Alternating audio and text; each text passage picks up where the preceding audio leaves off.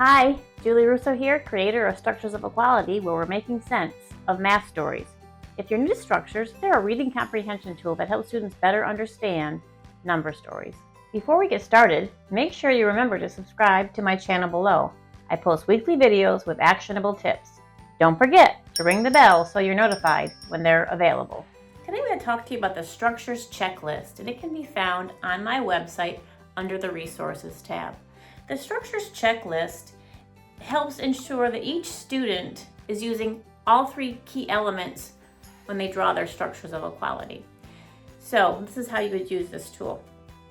You would present a problem to a student, they would read this problem, and then they would figure out the math main idea, and then draw the structure of equality that goes along with that math main idea or the math situation occurring in that story.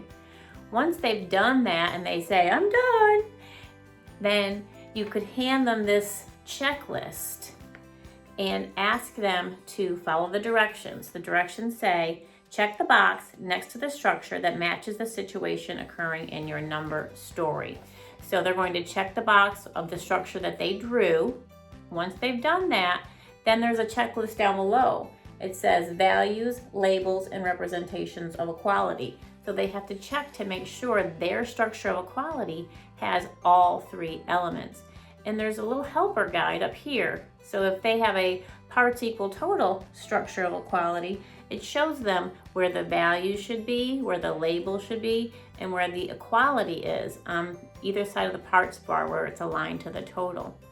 For the compare structure of equality, same thing, shows them where the values should be, where the labels are, but the equality is different. In a compare, the equality is at that line of equality, where the smaller bar lines up to the larger bar, where the larger bar is equal to the smaller bar up until that point, and then there's the extra. That's a really challenging thing for students to think through.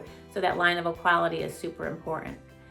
Same thing here with the repeated equal group structure of equality. We need to make sure they have values, labels, and representations of equality. And the equality is embedded in the groups that repeat.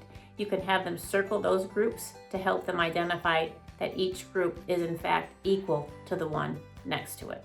If you'd like to explore this idea more, you'll find the link to this resource in the description below.